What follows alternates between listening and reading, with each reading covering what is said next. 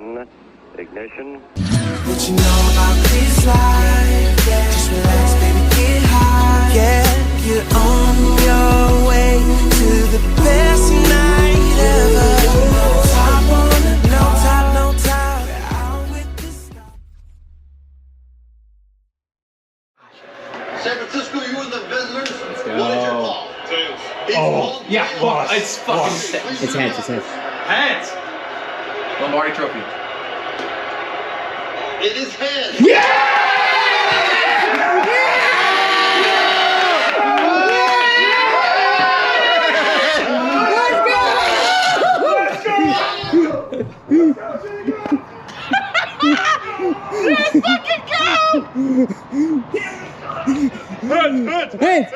Heads! What up, Best Night Ever League? Connor here. Super happy to be making this video. This is just a little pre-draft off-season recap video. Wanted to get everyone, excited, get football back on the mind. What I did for this video, pooled a handful of the league members to get some power rankings on where things currently stand. That includes like current draft picks for this year, how the keepers are looking for this year only, and then also just kind of like manager reputation and kind of past skill stuff like that. With the number one pick being like the favorite to win it, last pick being like projected loser.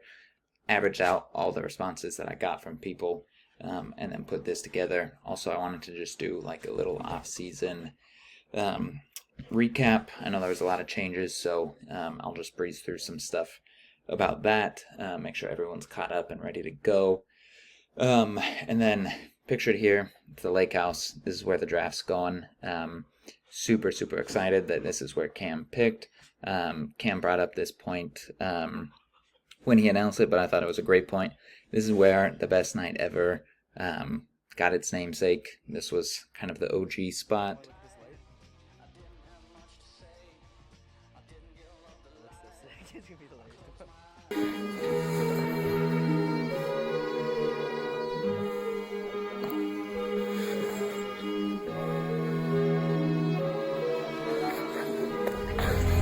You good?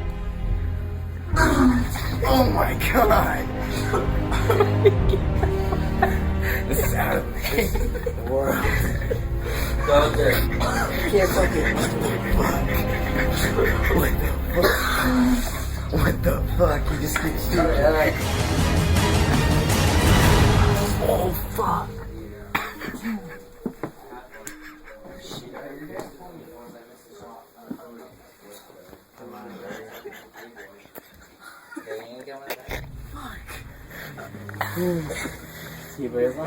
Hey, you okay, Gert? You want a blanket or something? Hey, Gert, can you shake up? You know, if you were on my nipples, I'd get really pissed off. I just told me to. Did I really? Yeah. Dude, shit, what the fuck did I get inside? You gotta just... the campfire a second ago. Hey, no, you gotta you want a shake? Hey, you want me a glass of... You want me to get you a glass of wine, too? Why did you encourage us, Connor? Not again, man. We won't do it anymore. No, never again. I'm back. I'm so happy, but What did we tell you? Drink up. You get a cup. Oh my fucking god. No, that's too close. Someone get water. Oh my god. One sprays on watch out. Hey, we already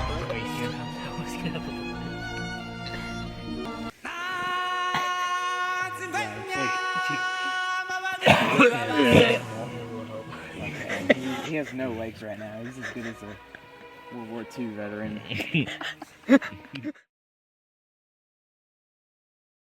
Spot.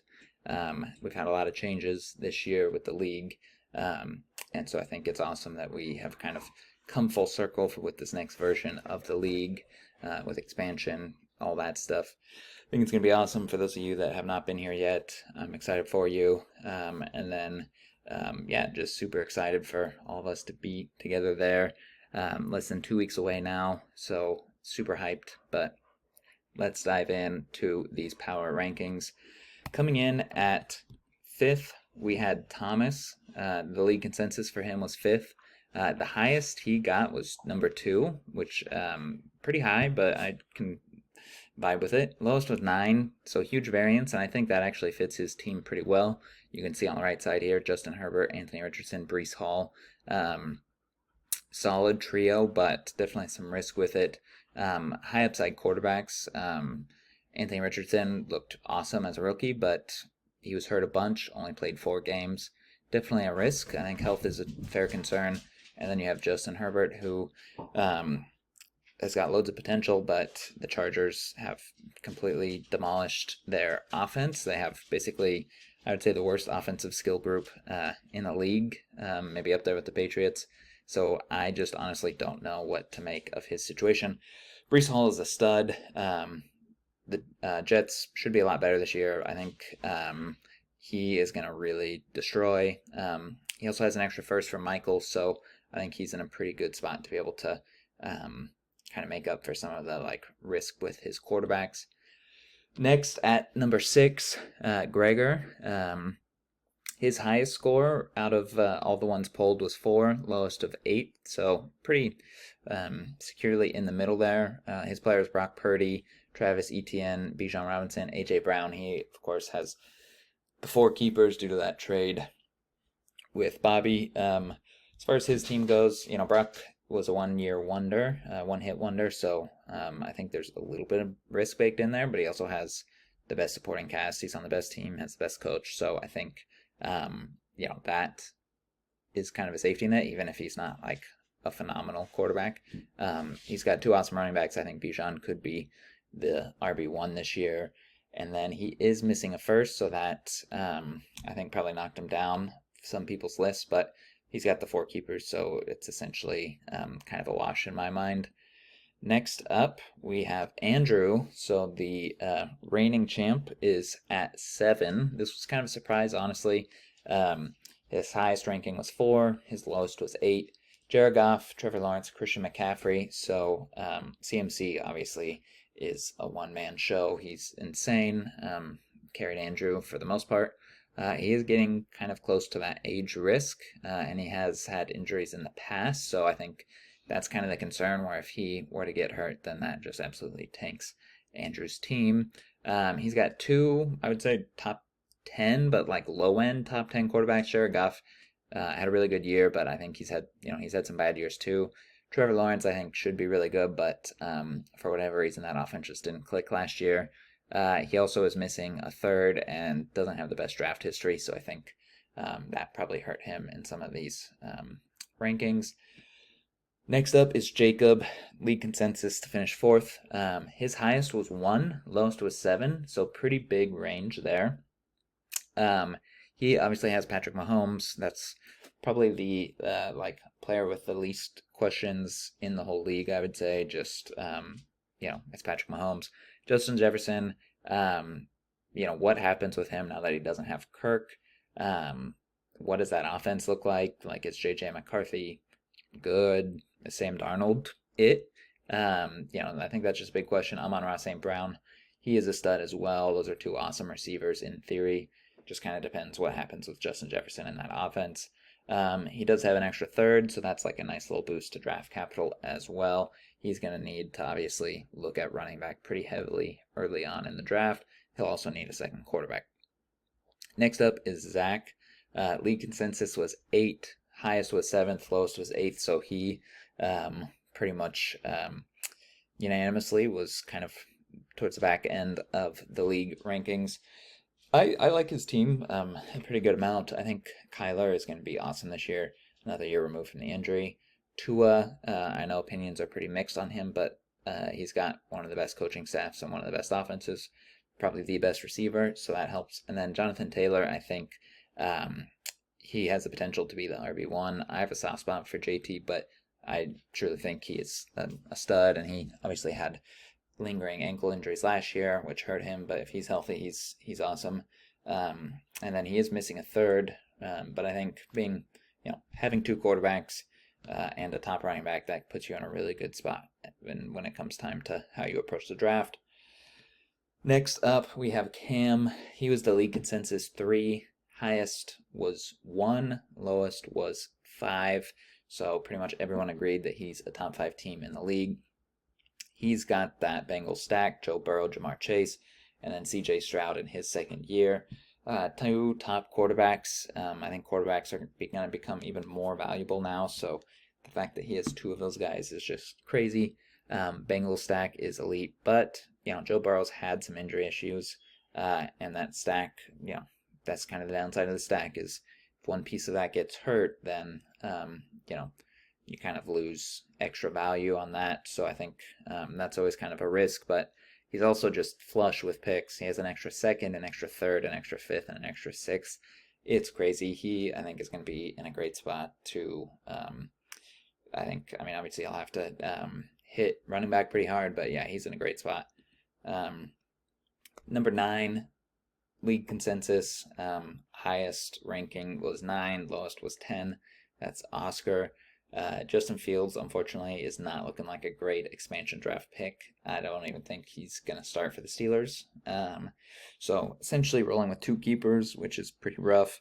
CeeDee Lamb, I think, is, he is a stud, so I think that is pretty awesome. He was a big part of Andrew's championship as well. And then Puka, it'd be interesting to see what happens with Kupp coming back and if Kupp's healthy, but Puka, I think, just is a stud, and you don't really do that regardless of circumstance. Like that kind of production, you're a good player. I think he'll be good in fantasy. He just really, Oscar needs to nail the draft because, again, he basically has 2 keepers. He has no quarterbacks, essentially, no running backs. He just really needs to nail the draft, so I hope he's doing tons of prep because that's going to make or break his season. And then number 10, saved number 2 and 1 for last, so number 10 is Michael.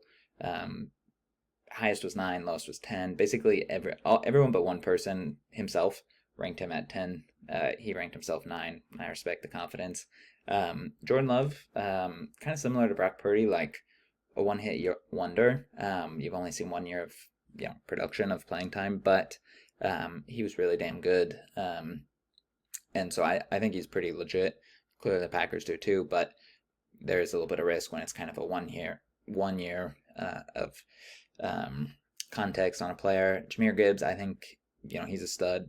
But, Monty is still there. He's going to siphon some usage, but Jahmyr Gibbs, I think, running backs usually like year 2 is when they really kind of pop. First half of year 1 or second half of year 1, year 2, that's when they really pop. So I think Gibbs is going to have a big season, and then Tyreek is Tyreek. But then the draft capital for Michael is laughable. I don't know what he's going to do. He was in a rough spot last year, ended up doing pretty good in the draft, so we'll see how that shakes out, but good luck, sir. League consensus, myself, was number 2. Highest, number 1. Lowest, number 5. I think I voted myself 3rd, so I'm not the one that did number 1. I have, I think, 2 top quarterbacks. I feel pretty good that I have 2 top 5 quarterbacks. When healthy, seems like one of them, mostly Lamar Jackson, always likes to be hurt during the fucking playoffs.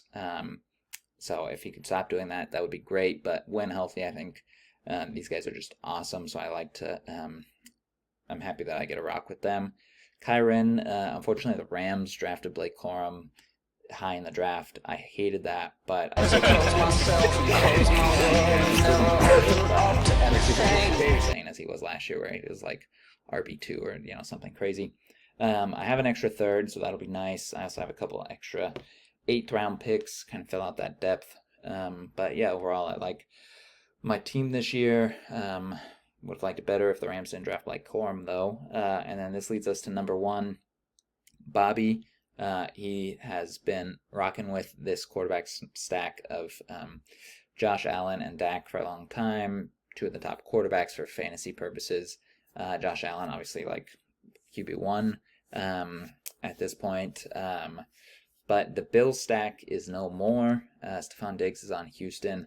I think that'll be kind of interesting. I mean, he's actually kind of older now, and then Nico Collins is a stud. Tank Dell's really good.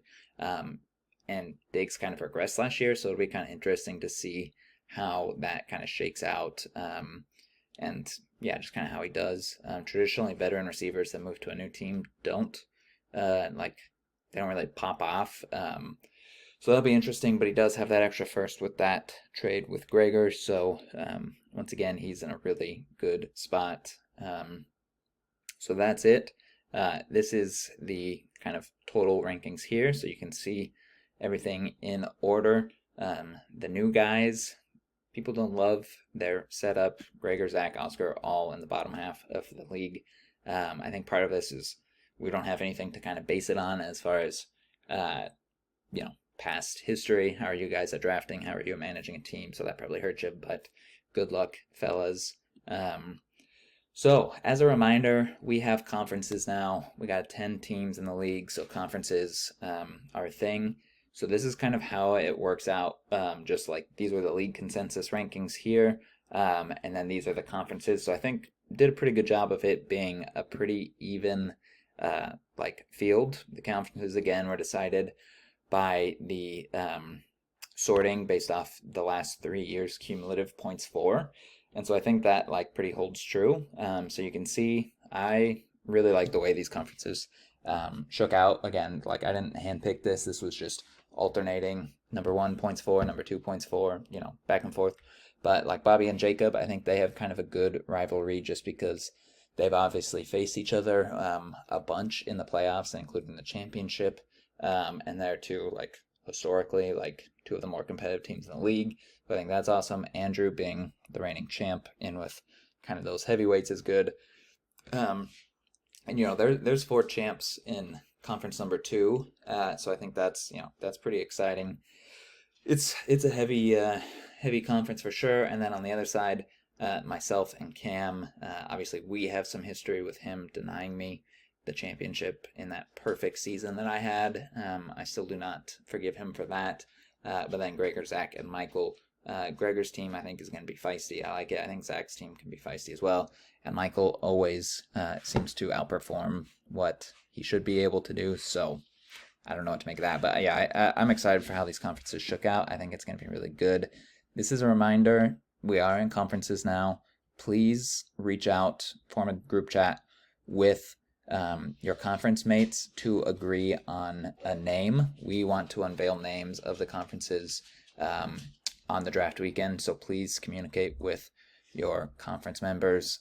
It can be anything. Think of something that represents your group. Have something to keep pride in. This is going to be something that, down the lines, we want some history to be built within the conferences, so I think that'll be fun, but just work together, think of a good name. All right, and so next little piece of reminder, this is a World Cup year. World Cup years are super fucking fun. And so obviously with 10 teams now, it's a little bit different, but just as a reminder, everyone makes the playoffs. Playoffs are going to start week 12, so there's going to be 11 regular season weeks. Everyone makes playoffs, so yeah, number 1, points for, or the league's going to be seeded by points for. Number 1 is going to face number 10, number 2 versus 9, and so on. That's going to be a 2-week matchup, and then the winners of that, 4 teams are going to advance to the winner section. 4 teams will fall into the loser section, and then 2 are going to be in the safe zone. Just a reminder, you have to win to be eligible for the winner section. But because there's going to be 5 winners and only 4 spots, the 4 highest scoring winners are going to be the ones that end up in the winner section, and then that 5th highest scoring winner, you're not going to be too punished. You're just going to drop in the safe zone, which means you can't lose, but you also can't win at all. Same goes for that first round. The 4 lowest scoring losers, they're going to fall into the loser section. The highest scoring of all the losers, you're going to get rewarded even though you lost. You're going to end up in the safe zone, and then so on. We can dive more into this draft weekend if people have questions or as we get closer to the playoffs. But because we start playoffs in week 12, that means that there's now multiple weeks where buys can fuck people. So I thought I would highlight that here just so it's never too early to have some stress and anxiety over fantasy football. So I thought that's a good time to start. Before I do that, I just want to point out there was no situations of teams that kept 2 quarterbacks having both those quarterbacks on the bye the same week. I know that was kind of a concern, and generally people have been concerned with 10-team league having to start 2 quarterbacks. We avoided any issues there, so I think obviously that's awesome. But week 12, which is going to be the first week of the playoffs of the World Cup, some big buys. The Falcons, Bijan Robinson, that's a big one. Josh Allen, so Bobby, that's a big one. For Cam, brutal. The Bengals have a bye week 12, so Joe Burrow and Jamar Chase are going to be on a bye. Trevor Lawrence and the Jags are on a bye. I should have added Travis Etienne to this list as well, but Gregor's going to be out both of his 2 starting running backs, so that is going to be tough. And then Breece Hall, the Jets are on a bye, so that sucks for Thomas. Whoever drafts Aaron Rodgers and Garrett Wilson is going to need to be aware of that too. Weirdly, the NFL doesn't have any buys week 13. I don't know why. They should move all week 14 buys to week 13, because then playoffs would never get fucked, but what do I know? So week 14 buys. Of course, Lamar Jackson is on a bye. If he's not hurt, he's on a fucking bye. So I guess it's no difference to me, because he probably would have been hurt anyways. Maybe he will be actually healthy for the playoffs if he has a bye this late. Cam has CJ Stroud, so if he can survive that Bengals stack, missing that first week of the playoffs, then he'll have Stroud on bye a couple weeks later. Anthony Richardson, so Thomas is going to be impacted by that as well.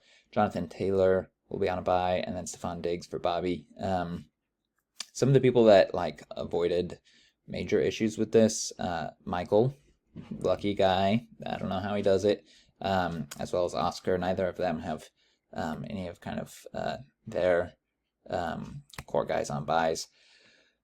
Also, reminder, we submit our punishments for at the draft, so make sure you have your punishment brainstormed and ready. In the past, punishments have been a little bit vague, so please really hammer out the details. We need to be a little bit more specific.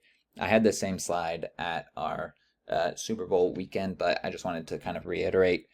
I think the goal should be embarrassment, humiliation, more so than physical pain. Of course, a little mix of both is great, but I think that should be kind of the goal.